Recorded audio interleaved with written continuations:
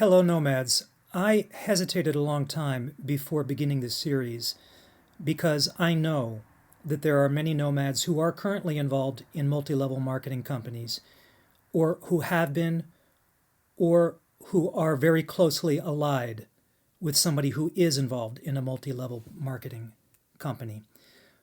But I have serious problems with multi level marketing, and that is why I created this series. And at the very end, I'm going to tell you why this matters to me so much.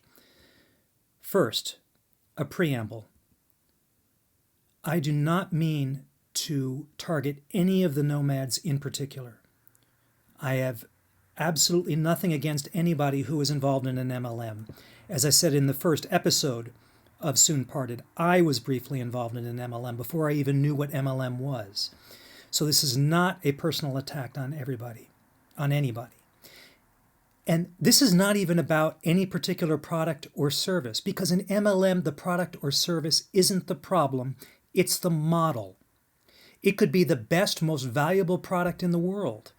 If it were the best, most valuable product in the world, it probably wouldn't be sold using the MLM model. But even if it were, the problem is not the product. The problem is not the service. It's the so-called business model.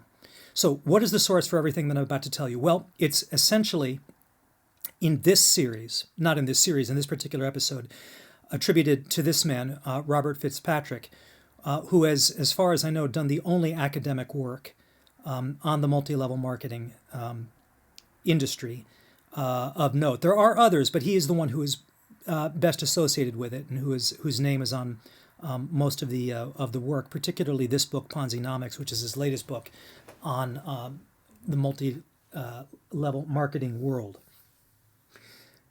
And in this book, Fitzpatrick breaks down all of MLMs, all of them, regardless of the product that they sell or the service that they provide, into four elements that are shared by all MLMs.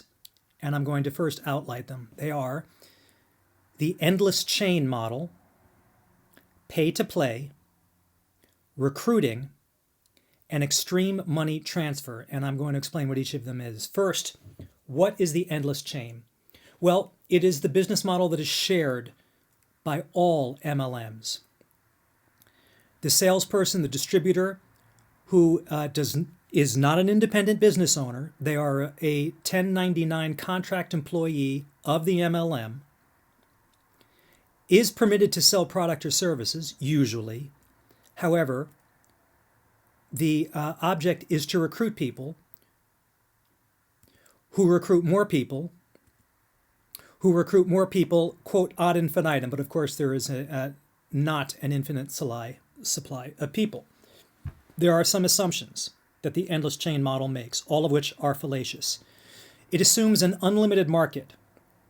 In other words, the business model does not include the proposition that there are a limited number of people who will buy this product or service.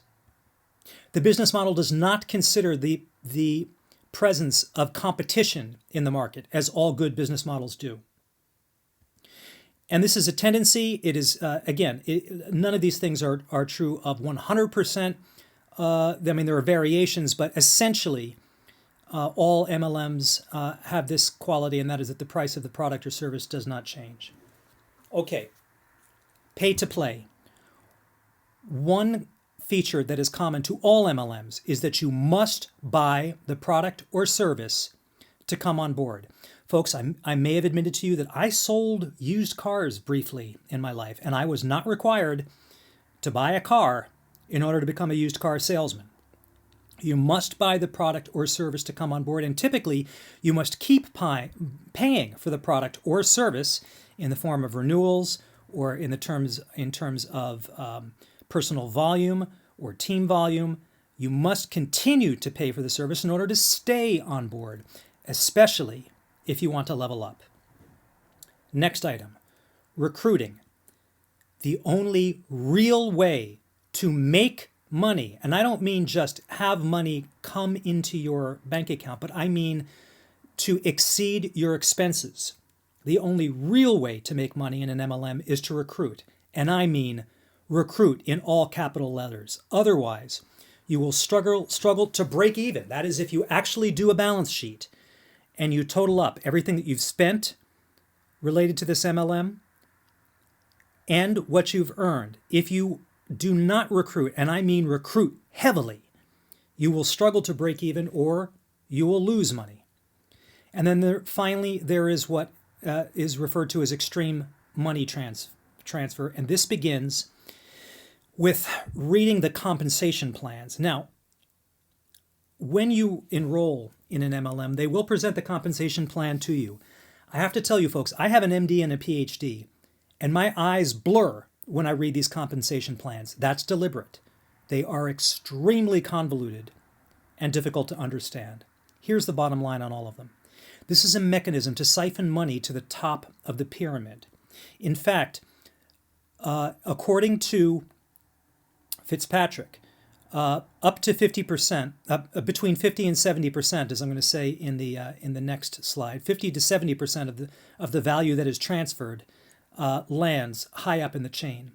And here's another feature: revenue of a company is proportional to the number of new recruits. Now, there's no way that you're going to see this when you're joining an MLM, but this is when you look under the hood, you will find that the total revenue that is acquired by one of these companies per year is related to the yearly number of new recruits.